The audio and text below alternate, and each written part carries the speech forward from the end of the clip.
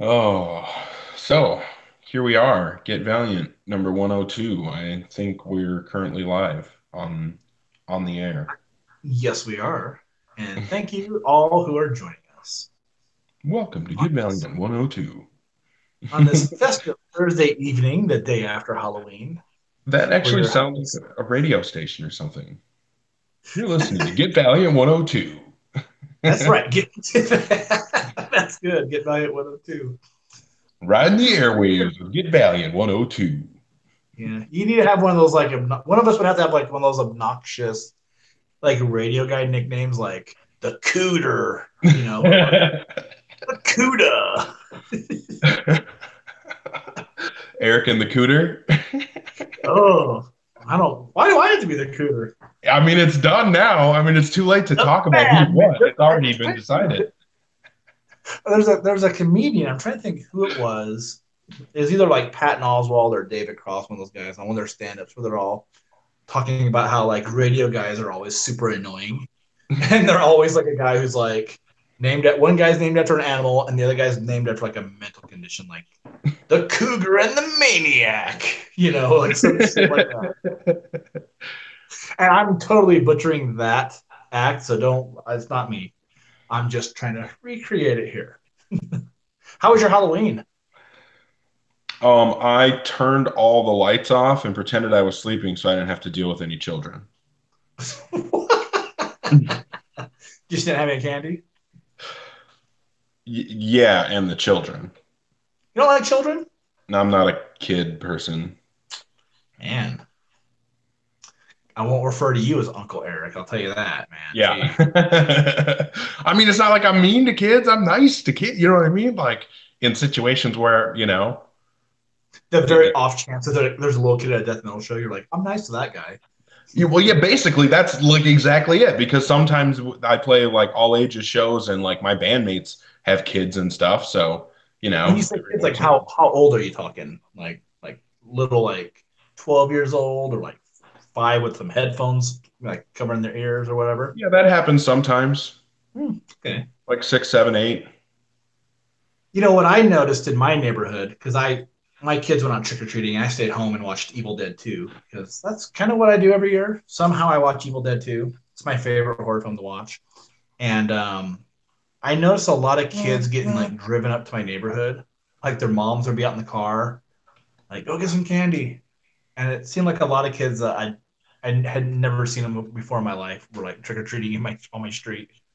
But I mean, that's cool. Like, I don't care about stuff like that. But I thought it was interesting. I was like, man, where do all these kids come from? Like, my kids should be playing with these kids because my kids, I'm all about my kids playing with people. And I was like, where the hell are these kids coming from? Like, my kids need friends, so they stay out of the house. Oh, And we were giving out the good shit. We bought like two giant bags of Costco candy, like candy bars. So if you came to my house and if you were dressed like a superhero, you got a lot of candy. That's my rule.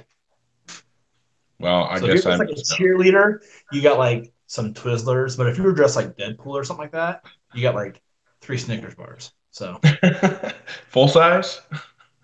no, I'm not that nice. But like there are girls that would come up like dressed as Wonder Woman and lots of Deadpools, and those kids they made out like bandits at my house. So if you ever make it, if anybody listening, I know you know, none of you are going to trick or treat in Utah, but if you did, come to Sugar House, Utah, and you'll get hooked up if you dress like a superhero. I'll remember that Plan, next year. plan your Halloween early for the Mecca Yep. that is Sugar House, Utah. It was destination trick or treating. That's right, man. For three mini candy bars, yes. Come on. The thing Oh, that's kind of a bummer about it is like there's lots of people that I am friends with on Facebook who talk about like giving out comic books, and for whatever reason, I've just never done that. I don't know why. Because I mean, you can usually buy like the little kids comics from like your comic shop for pretty cheap. They'll let you. Some shops will tell you in advance, like, oh, we're gonna do this order. If you want to get in on it, like, pony up some cash and you can get some mini comics. But just never dare to do it. I like to make kids like I'd rather rot teeth than enrich brains. So yeah, we maybe don't want next to year. promote, we wouldn't want to accidentally promote reading. Valiant, make some mini comics. I'll put them out, man. Yeah, well, they did Valiant High. But not like a mini comic is what I'm saying. Like Oh, something the size of like the Archer and Armstrong bootlegs, but like official. yeah. And then Oh, copies of the podcast on a CD. Just kidding. we got Hoosier hanging out with us and William, so it's What basically a up? party. Hell Um, yeah. so we got a few things that we can talk about. One thing I did want to bring up is the what is his name? The guy that they talked to, they released an interview talking about Incursion, and I don't remember the writer's name that's now There's involved. Andy Diggle, and then there's the other guy, and I Yeah. don't remember the other guy except for the fact that he wrote Friendo over at Vault Comics. I think it is. I'm just not. I think his name might be Alex. I just Yeah. don't know his last name, and I don't want to butcher it. I'm actually because Packnadle, Packnadel. I have no idea how to properly pronounce it, but yeah. So I mean, I thought that was really cool. I mean, this whole time, I mean, since Andy Diggle was the writer that was, you know, promoted as writing this, it seemed like uh, it was probably going to be a Shadow Man thing, you know, especially when the Dead Side was mentioned in the original solicit. And now it looks like it's a Galad and Tama book, which I'm not unhappy about. I'm You just better not be. curious, huh? You better not be. Yeah. I'm just curious what it's actually going to be now because it's definitely not what I was expecting, but I do really like what Alex had to say about it. Yeah, I did too. And it sounds like like I think we all thought it was going to be like some Shadow Man book because Diggle was on that title, and we thought that maybe like Shadow Man might take a break or maybe just ends and then Incursion would happen. But I don't really know what's going on there. One thing that you and I had discussed just very briefly was that we didn't know if this was another case of Diggle getting involved and then like someone else taking over the title from him. I don't remember if it's anything like that. And I swear that I read somewhere that it was made to sound like he did have a co-writer, but I don't know for sure. I never had the time to back up my claim. But it does sound like a really cool book. I think the art looks good. I do agree with something that Hoosier said earlier about the coloring on it. I'm not a huge fan of like some of the pages I saw, like how they were colored. But I'm also kind of cranky about coloring this week. I had read something else this week that had what I thought was like some kind of subpar coloring, and I was just like, pissing me off. Like things I noticed in books very well is just the coloring, and it just seemed like in the incursion preview pages, the coloring just looks a little soft, a little too pastel for me. But it does sound like an awesome story. I'm way game for more Eternal Warrior. It'll be cool to see someone else writing Tama. So I'm all for it. Let's bring that book out. I'm ready to read it. Didn't we actually say last week on the last episode that there should be a Galad and Tama team book? I don't know if we said there should be a Galad Tama. We talked about how there should be a Tama something. You know, I think that I said it last week. Kent writes are awesome, but but because of that, I just think she's a cool character, and maybe it's not just that Kent can write her well. Maybe some other people can. So I'm ready to see what Andy Diggle and Alex, whatever his name is, can do with this character and with that whole storyline. It's weird to me though that like this is kind of built a little bit like as an event. We just got out of an event, and it's one that I know that like a good amount of the community wasn't really stoked on Harbinger Wars 2. So hopefully this will be like a really good palate cleanser to get people on board again. Because I know like a lot of people were like, what? Eternal Warrior, sign me up. I'm ready for this. And for me, like I enjoyed Harbinger Wars 2. I had fun with it. I didn't take it too serious, but like at the same time, like I do think that this kind of makes it sound like obviously at the end of uh, Ninja K, Galad will come to his senses, or his correct spirit will be in his body, maybe, or maybe that's something that happens in Incursion. Who knows? But like, I think we'll be seeing Galad back pretty soon.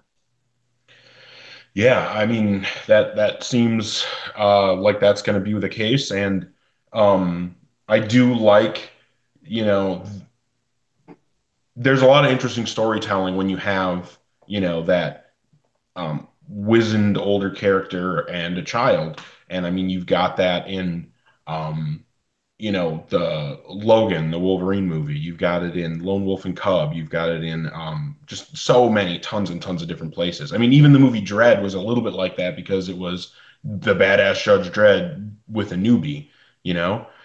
We're And talking like we're talking the one with Carl Urban, right? yeah, the one with Okay. the Judge doctor. Anderson. Yeah.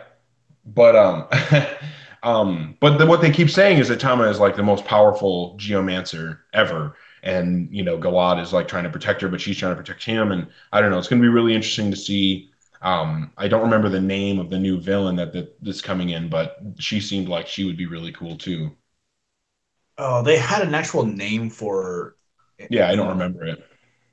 but they had her as something else, like the Forgotten Queen or something like that was a name mentioned, I think, a few weeks back.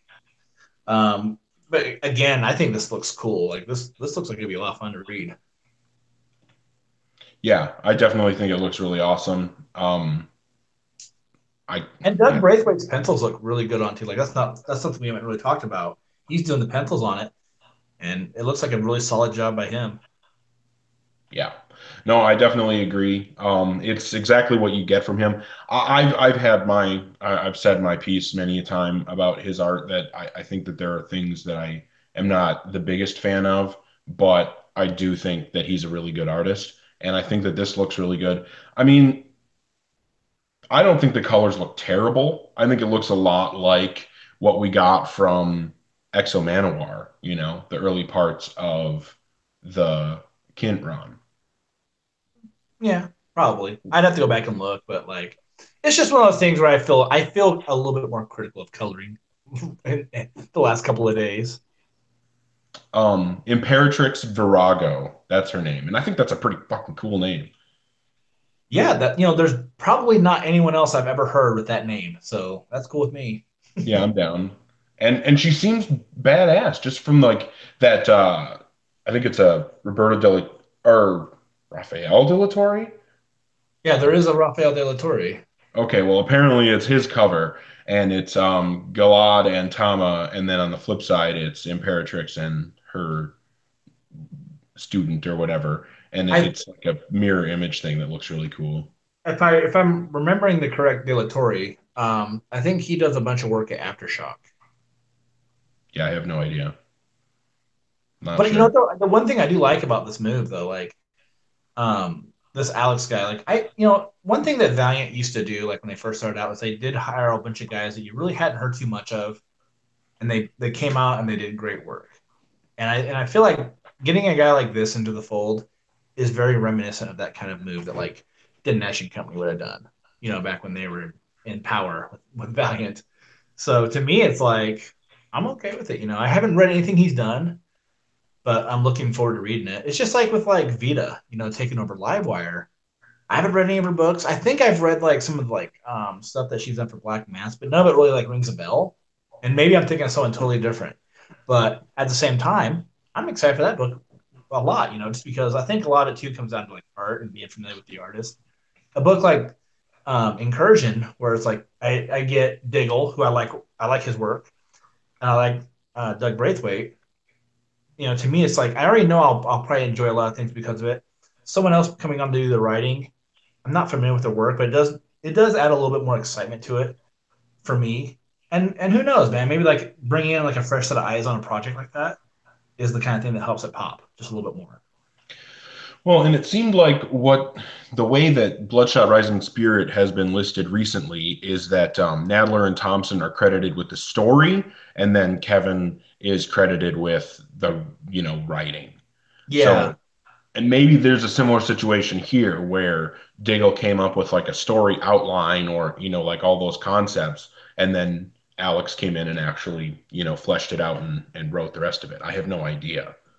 yeah. And I hope that's not the case, just because like I'm not like loving the idea with that with Bloodshot. It just seems weird because I feel like to me part of what I'm sold with Bloodshot Rising Spirit is like, hey, these two guys are going to write the book.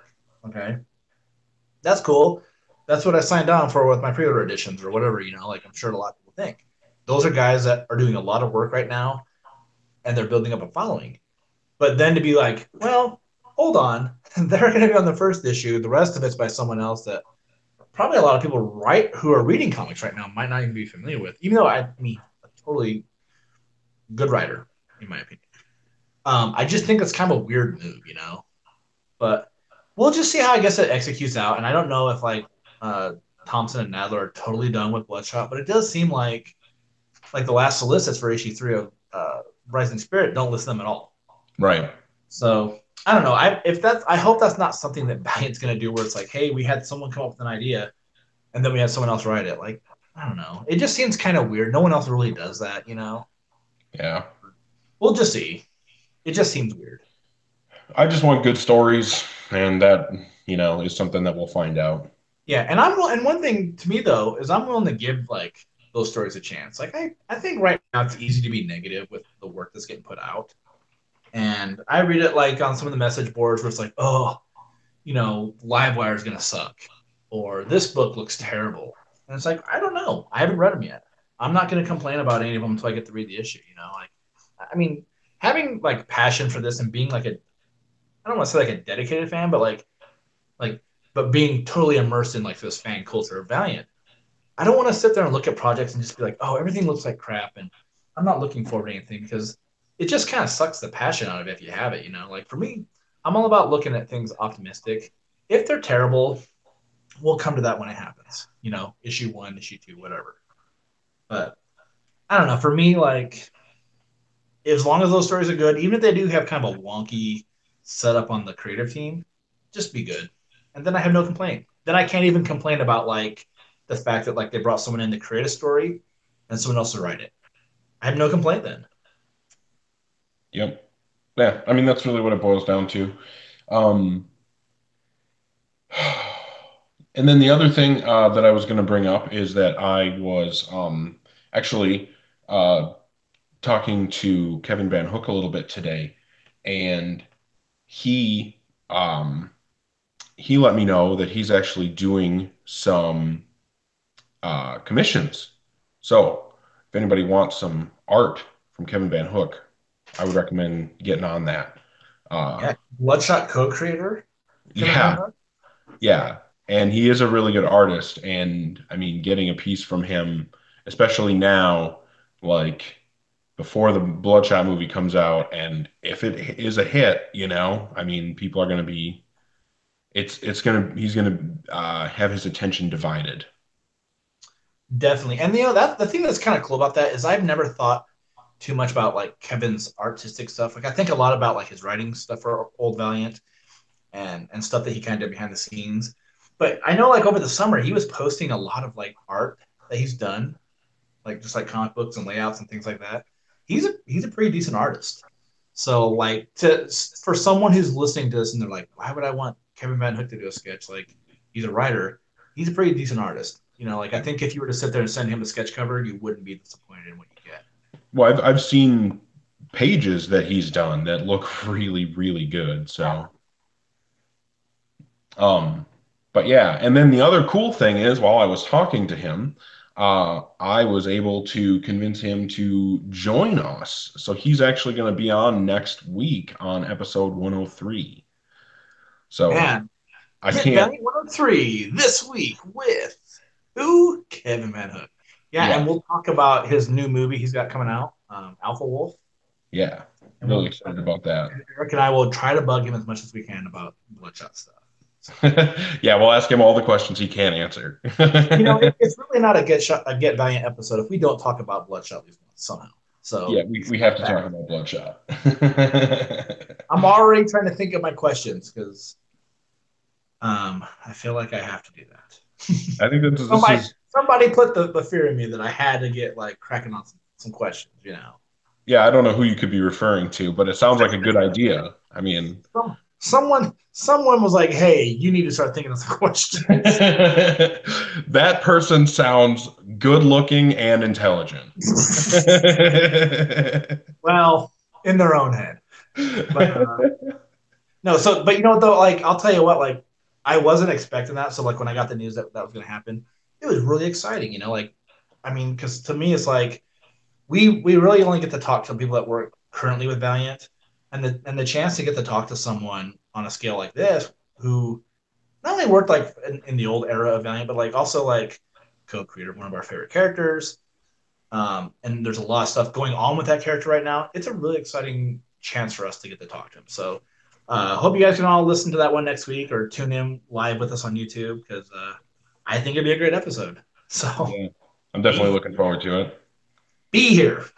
Well, and the cool thing about having the live chat feature is anybody who does join us live on YouTube is going to be able to contribute to the conversation. And if you have questions for him, you That's know, right. So, if you ever want to ask Kevin Manhook anything and you don't have Facebook and you're not yeah, on his friend list, because he's a very friendly guy. So, I mean, like, he is actually a really friendly you could guy. already be there. But if you want, hop on next week with us. If you know, we always try to ask questions from our live chat. So come on and be a great opportunity. Yeah, and obviously, like we said, I mean, we can bug him about all kinds of Valiant stuff, but he's also a movie director and has done a lot of other things. So, I mean, I Yeah. think that we can have a really cool conversation. Plus, his movie has Rico from Starship Troopers on it, so like that's all you need to know. It's pure gold immediately. Hell yeah! No, like I'm not saying that like in a joking way. Like I love Starship Troopers. Casper Van Dien is a badass, and so to me, like I've watched the trailer a few times for his movie, and it looks like a pretty bloody movie. Almost Yeah. to the point where like I'm like I need to check this movie out. It's way bloody. It's way violent. So if you like stuff like that, that's the kind of movie you need. So we'll just see, man. We'll see what we can come up with for conversation. We're gonna, you know, we'll talk about a variety of things. I'm sure. I'm sure we will. So then, I mean, is there really a lot of other news? I mean, there isn't really any other news. I wish, Not really. I wish that we, oh yeah, Hoosier brought up that Casper was going to be Woody in Ninjak Versus, and that That didn't is, work out. I really wish that would have happened.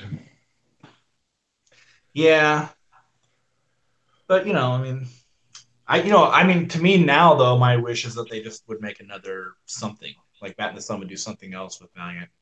It's a good production that they did of Ninjak versus Valiant Universe. It'd be cool to get something else, but Yeah, that would be my thing. Like as cool as like the guys that would have been Quantum and Woody, like how cool that would have been, like with what Aaron Schoenke had said about it. Like now I'm like, oh, like I feel like it'd be so cool just to get like just yeah. more. I want Bloodshot, you know. That's what I want. But yeah, so then we can talk about the books. We've got two books that we can talk about. Um I even Britannia, read. I mean, I even looked at the Faith hardcover, so I can talk about that for a minute too at the end of all this. sure. So Um So yeah, we've got Britannia Lost Eagles of Rome #4, which is the last issue of that, and then Faith Dreamside #2, which it really seems like we had already gotten a #2 from this series, but apparently I'm just crazy. no, I was thinking about it too because we had that conversation, but no, we hadn't read it. You know, like it just. I think it's because it just came out tail end of September. We had to wait till the end of October. So normally XO is like I feel like the last book of the month, but not this time. Yeah, I don't know. But I just maybe I just read a preview a while ago and it made me think of that because the beginning of this issue I had definitely already read before, so it must have just been reading a preview. But I really like Faith Dreamside #2. I think that this is a really good issue. I think that the art is exactly what you would expect from MJ Kim and what she's done with Faith before. I think it's up there with my other favorite artists for this book. You know, like Megan Hetrick was really good, Joe Eisma was really good on this book, MJ Kim is really killing it. Yeah, I think that those are all styles that really fit Faith. I thought that there were some really funny moments in this issue, and a lot of character, and yeah, I this is the most I've enjoyed Dr. Mirage ever. Also, so I Really? think that, Yeah, I I'm know you're not not a big really fan. You're not a big fan of the minis. I know that. right. I'm not much of a Dr. Mirage fan, and she's kind of like the stories I've enjoyed that she's been in, the most are ones where she's not really one of the main characters. And for her to be in this and it to be, Faith, Animalia, and Dr. Mirage, I think that they're a really good trio. And then obviously Dr. Mirage's husband, who's kind of there. Um, yeah, I don't know. I think that this is a really cool team up. I think it's cool. Um, I don't know. I mean, you're getting a book fronted by Faith, who's, and then the rest of the supporting cast around her are other awesome, powerful female characters. And I think it just is more representation for people that don't always get represented in, uh, superhero comic books. And I don't know. I think that this is all around a really good, well-written book. Yeah, I kind of have the same feeling for this. Like, I really enjoy all the face stories that Jodie Hauser does. She just has a real knack for the character. But I think Jodie overall is just a really good writer. Definitely a talent on the rise in the comic book industry. I like MJ Kim's art quite a bit. One thing that's kind of odd though with the art to me is I just could like sometimes when you look at someone's face like in a comic book, you're just like you can kind of tell like kind of like how they're feeling about something. And sometimes it just looked like Dr. Mirage had like a look on her face of like almost like she wasn't like into like the setting itself. I couldn't tell like if she was just like a character kind of being annoyed or whatever it was. She just had like kind of there was a couple pages where she just had like a weird look to her face, but this book did have some good humor to it. And I love the way that MJ Kim draws Faith itself. I mean, like she just draws her so awesome. Especially when she's in like her summer look with the red hair wig. She looked awesome. The And coolest thing in this was the page when Faith was like ripping Animalia out of that like thing where they were like sucking her soul out of her or whatever, and oh Faith was yeah, using her power to like pull her out. There was a big full page spread, and I thought that was really awesome. I thought the art on that was cool, and it was a really cool way to show that like you can have those awesome actiony moments that make a really good, full page spread. And it doesn't have to be, battling over skyscraper, knocking skyscrapers down in New oh York yeah. City. And and one thing I was gonna say is that like I've been critical of the kind of threats that show up in a Faith comic book, where it's like, hey, it's a guy in a mouse costume, or Right. it's Faith's favorite actor trying to kill her. Like Why just not? things that are they're kind of softer villains, and it's okay because I mean Faith isn't like Venom. She doesn't have to like kill people. She's not violent. Right. I mean most of her battles are her using like her force projection thing that she does to just like knock people down or things like that. So Right. to me though, the point I'm trying to get at is that I thought the villain here was like very formidable and it was worthy of like bringing in someone like Dr. Mirage and her spirit husband to try to help like with whatever's going on with Animalia. So like as critical as I am of the villains, I thought here they did a great job of like ramping up the threat to Faith and Monica. So awesome stuff. It was a really fun issue. And the thing is, like, there's so much good banter about like spirituality in like the Valiant universe. Like, spirits don't do this, spirits don't do that, and things like this, and kind of laying down some like weird laws about how they interact with humans.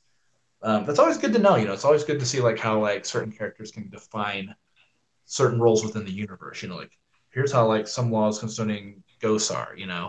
I love the fact that there's just like some old lady ghost like just hanging out in the hotel room. Yeah, why not? Yeah, like because I think sometimes you would just think like, oh, it'd just be Gwen or what? When is that how his name is pronounced? Her When? husband. Yeah, and then it's just like, no, there's just some other lady waiting for her husband to show up. He's never No, going there's some to. random guy in there too. Oh, was there a random guy also?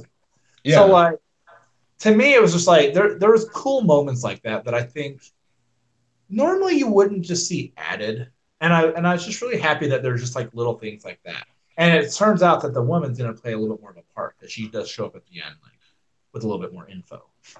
So, but all in all, I mean, it was a great issue.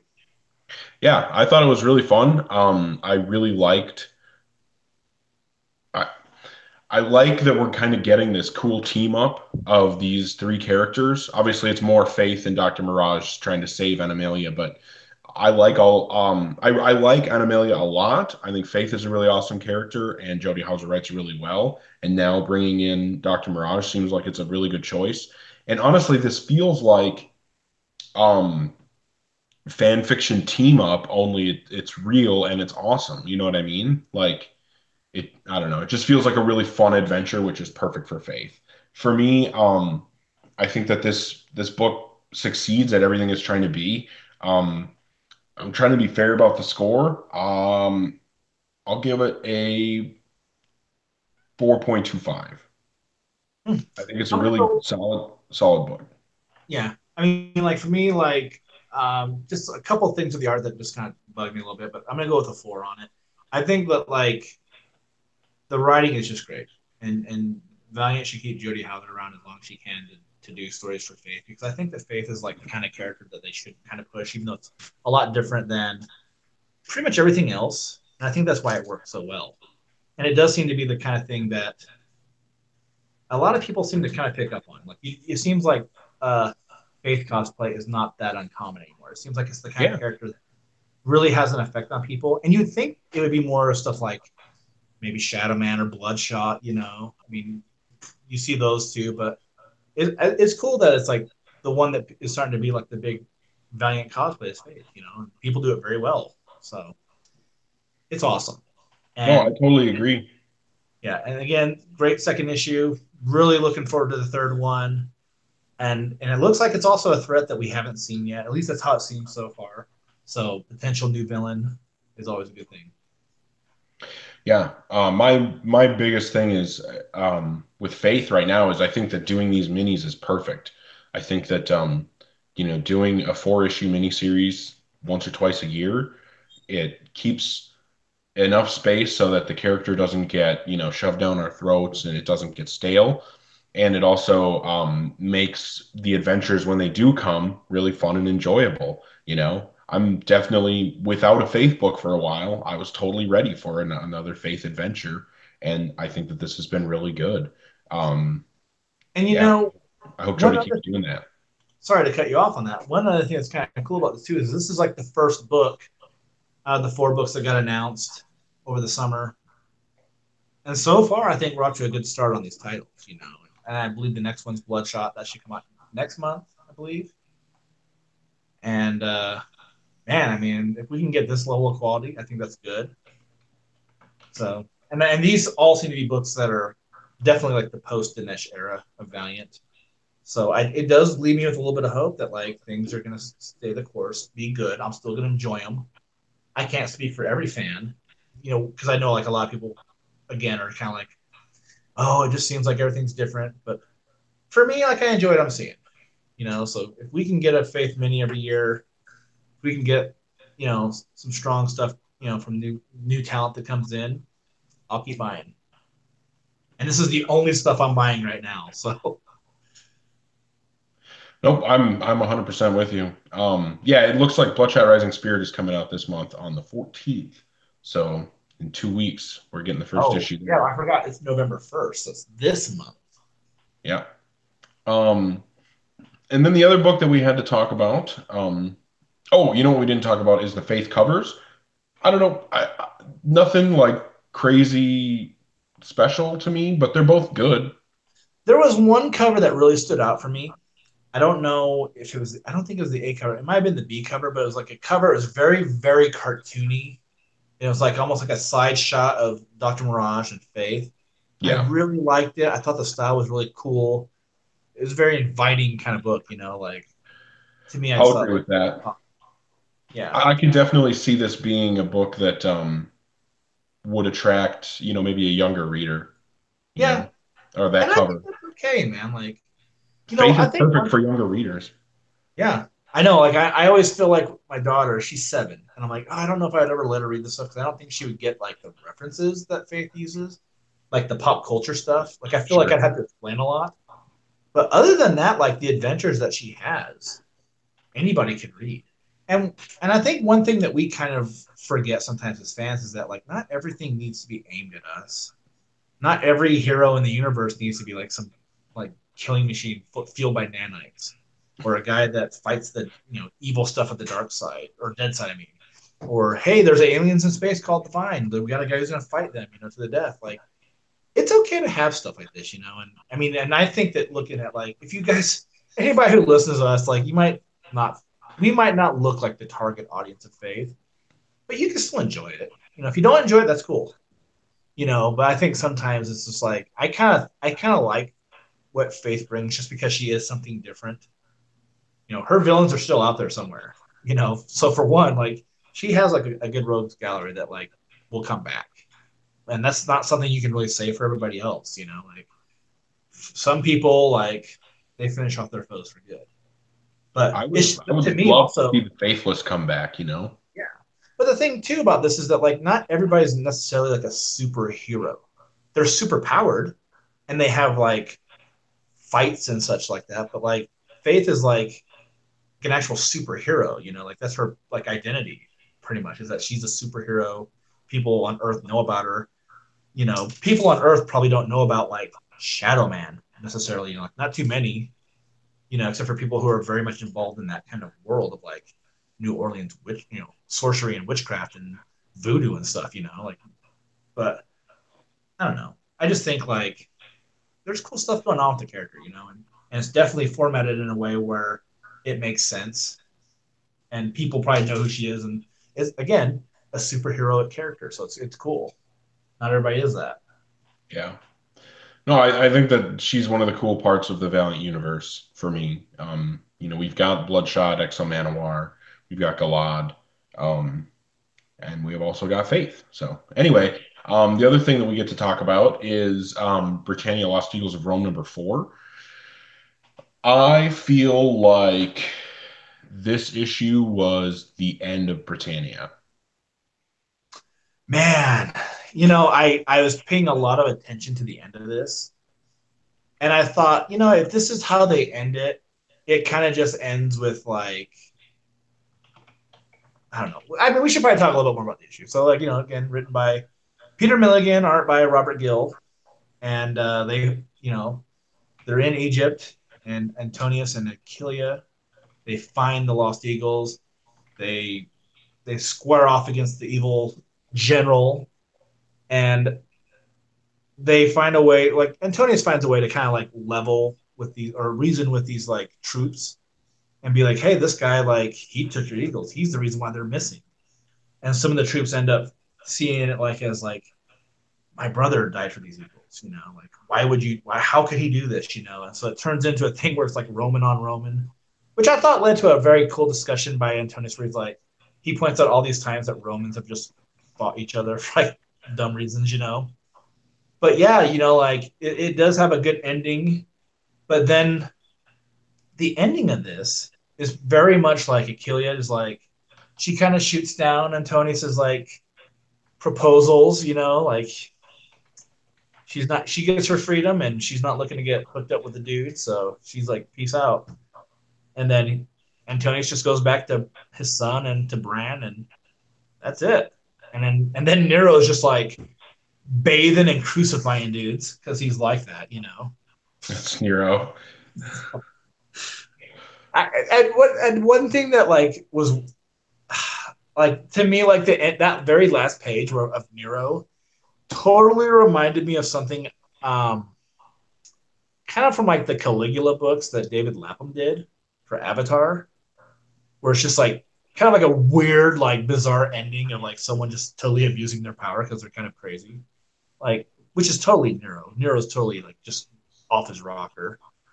But yeah, it does totally read like the last issue. Like there may not be another book, and if that's the case, that's a bummer, man. Like this is one of my favorite things that Valiant's been doing for the last couple of years.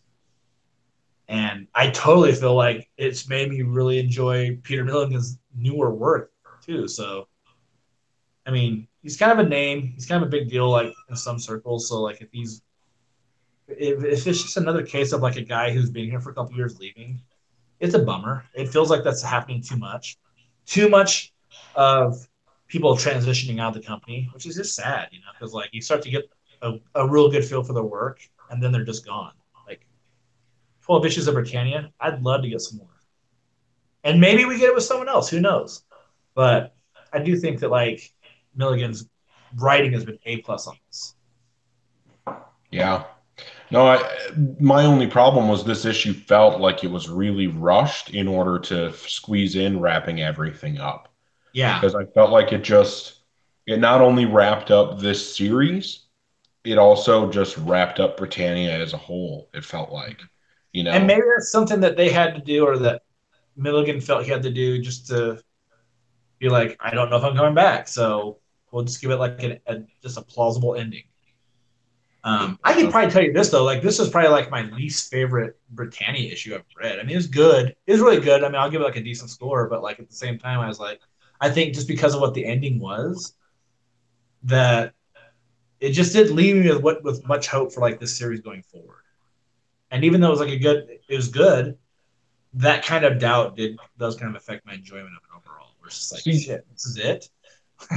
the way that I felt about that ending was it struck me as Milligan saying if there was another series, it was going to be about um, Rubria and Antonius taking Nero down as the emperor. But there's not going to be another one, so here we go. We're just going to end on here's where everything is. You know what I mean? Like I feel like it's just him saying like these are the concepts I was going to explore, but it's over now, so I'll just kind of throw them out there. Because I remember reading back when the New 52 started, that was when I got into comics and I picked up a bunch of stuff that was doomed to fail, but I didn't know at the time because I didn't know how to tell which characters were going to work and which books were going to be canceled in a year. And one of the books I really liked was Captain Atom. That was a really awesome book, the New 52 Captain Atom, and it ended at 12 issues. And in that 12th issue, they kind of rushed to wrap everything up. And at the end of the issue, the last couple of pages were them just like spewing out all these crazy story ideas that I feel like if the book would have continued for a couple more years, they would have explored all those things. And that's the impression I got at the end of this book too, was just kind of like, here's the stuff I was going to look into and what I was going to do next, but I'm done now. Yeah, it's a bummer. And you know what's kind of crazy too is like this would have been like a great Juan Jose Reap issue, because there was like some messed up stuff in like that last Yes. trade. Like, oh, if you would have had Reap drawn it, it would have just been so rad. But I'm not. I mean, I hate saying that kind of shit because I do feel like it's not fair to Robert Gill. Like he did a great job on the series, and as much as I would have complained about it before I even saw the first issue, he has been an awesome artist on this title. It didn't kill my enjoyment of it a bit, you know, because he still drew the people getting stabbed in the face with swords and people crucified upside down and shit like that. You know, like you still got all that with like. with giraffes, death giraffes. Yeah. That was the best Okay. part. Okay. That was one thing that was like weirdly like laugh out loud funny to me, was when Nero's like talking about how he killed the guy for farting on his giraffe or whatever. No, farting on his statue. Yeah, farting on his statue. I was just like, He's gonna kill him with a giraffe. And then they show him on that last page being crucified upside down with a giraffe that has but like this cone mask on. when he said it, just like it was just one of those things where like just reading it, I wasn't expecting him to say Yeah. like, "I'm gonna kill a guy who farted on my statue." I was like it was just like it was a hilarious moment. Like, and you don't. I feel like there's not enough of those in this series. It doesn't need to be funnier, really. I mean, the whole tone of the book is perfect, but it was just like a really like weirdly like funny, not expected moment for me. But I thought it was great. I One of the reasons I wish that there was going to be another Britannia, even though I don't think that there will be, is now Akelia has her freedom, and like before she got her freedom, she's all like, "Oh, we're totally going to be together," and then she gets her freedom, and she's like, "No, we can't be together because then I'll just be your wife, and I just want to be my own for a while." Yeah, she doesn't want to get like tied down in the bone zone, I think, you know. So it's just like she's just gotta go like butcher some dudes and open up a gladiator school, you know. Yeah, But I mean that does seem like a lot more fun of an option than just being a housewife. I do think though that if we do get more Britannia, we don't get more of her. I Oof, that would be tough for me. because I it feel like seems he like had her mind become, is just so made up where she's like, no, I don't need this life. And I mean, and who knows? I mean, maybe a competent writer makes that all work where she does come back into the fold and they find out that they have something there that they can't deny or something like that. I don't know. But it'll be a well, even bummer if for they her. don't end up together, I think that you could have her be part of the story. Yeah. I mean, But I mean, she's a also, badass. one thing I think though with all this too is like, would Valiant go against like, because like Nero was like a real ruler of Rome. I mean, like I don't know like how accurate this depiction is, but I mean, I do believe there was an Emperor Nero, and I'm sure that like the way he's, I don't want, I mean, fuck, he was poisoned. I think is how he died. Spoiler alert. Yeah. So it's like for me, it's like would they if they wanted to keep going with this, would they have to eventually be like recognize like the real history, or would they just be like, fuck, who cares, man? Like we think he gets eaten by a giraffe, you know? Well, Like he fucking falls inside of a pit of like pigs eating somebody. Who knows? I mean, I don't know. It's crazy well, shit. It could happen. anyway, for me, this book is like a 3.5. I felt like it was hurt by it being so rushed and just wrapping everything up like that. Um, I don't know. And it also sucks because it feels like this is the end of Britannia, and Britannia has been really enjoyable. I'm a bit higher on it, and here's the one thing that ultimately gives me the score I have with this is I always say this with Britannia when we review it. It's one of my favorite books.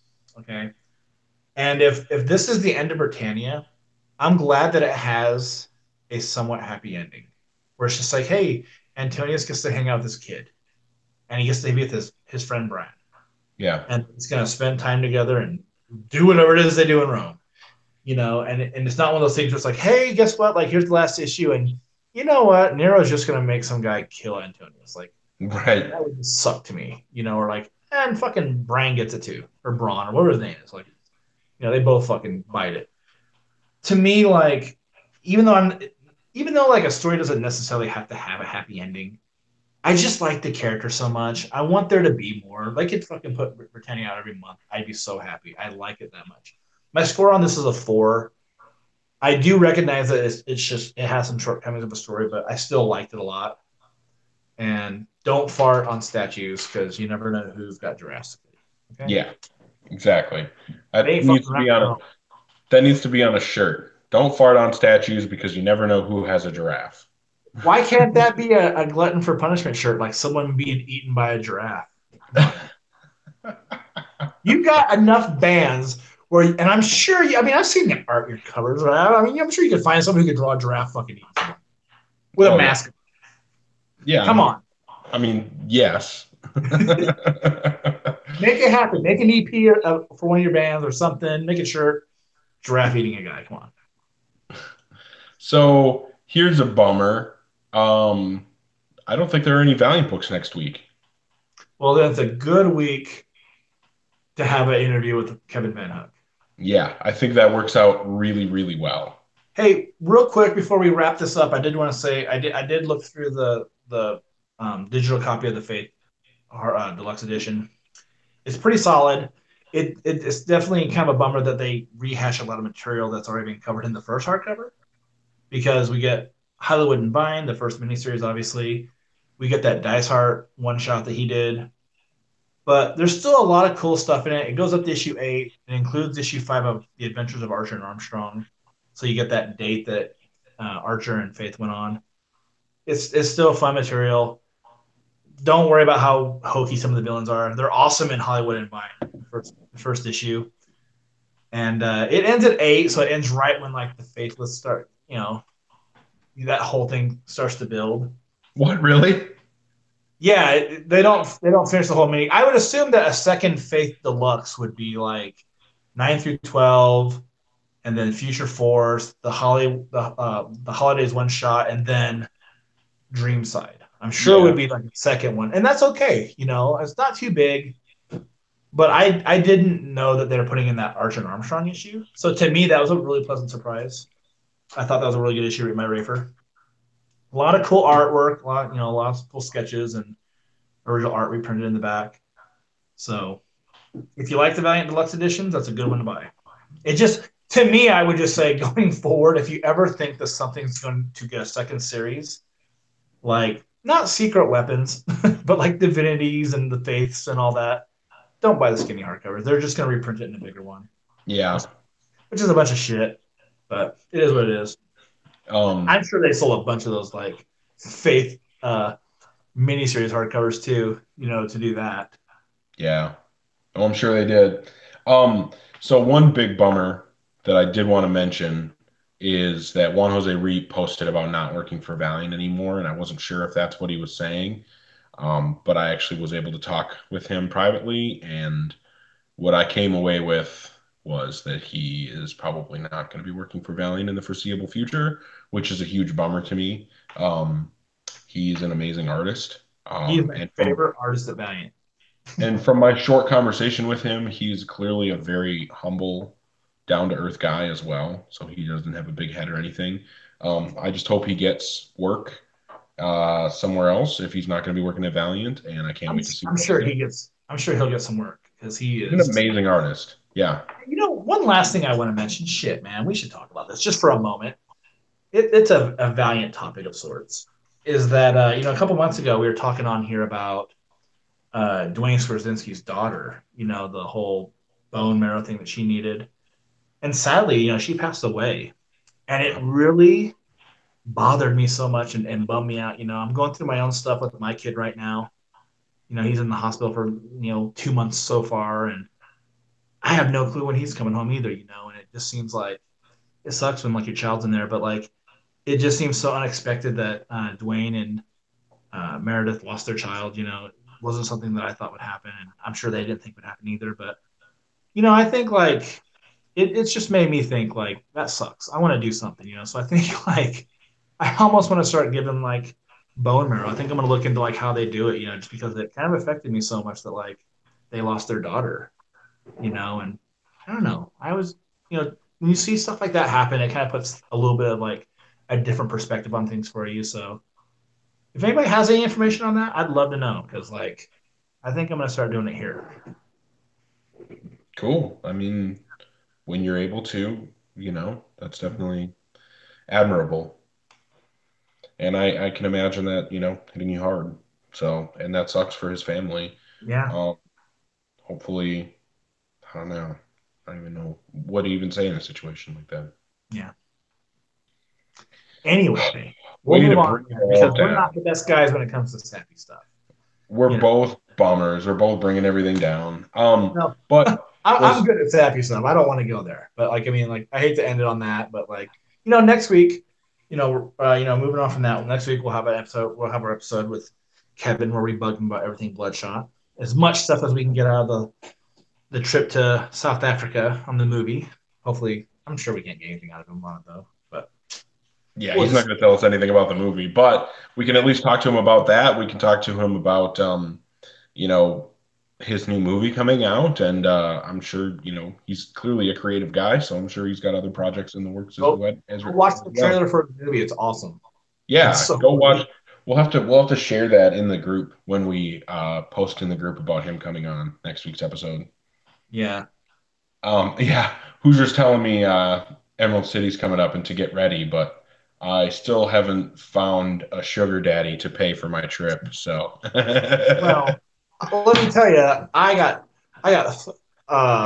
did not win the groupies thing, which I tried to do. I stayed up all night to bid on it, only to have Dinesh swoop in and steal my thunder right at the very last second when I was going in to put my credit card information in. I had the laptop up to see like if anyone was bidding, and then all of a sudden Dinesh, $751. I was like, mm. Didn't know if he would bid again, so I was like, I guess I'm not gonna bid. Thankfully, there was a guy that bid like 550, Brian Weiss, and yeah, that's gonna bring him out. So that's awesome. I think he's the only other guy other than Dinesh that like put up some serious money. yeah. But Oh, that's really because cool. of that, because of that, I booked my hotel and all that stuff for Emerald City. So I will be there hanging out with Hoosier and old Moose himself. So come on, Eric. Come on. Take a vacation. Yeah. Uh, if only it was that easy. Well, I know. I know it's not, you know, Yeah. but I'm just saying, this is our way of giving you a hard time. Yeah. Well, I'm just saying, get off my back. No, I would totally go if I could, absolutely. But yeah, I'm also bummed no books next week, but super excited that Van Hook is coming on. I mean, the Bloodshot is my absolute favorite character. Also, I'm a huge lover of horror movies and movies in general, so get to talk about that stuff, and yeah, should be a good time. Yeah, Um, but yeah, thanks everybody for hanging out. And Hoosier hanging out with us almost this whole time, and William was hanging out with us as well. And yeah, hopefully we get some people here for our next episode. And hopefully the week after next, we'll actually have some books to talk about. So we'll see. that's right. Be here, Signing everybody. off, I'm Eric Baumgart. I'm Josh Rathbun. And I hope that you all have a great week and stay Alpha Wolf. Bye.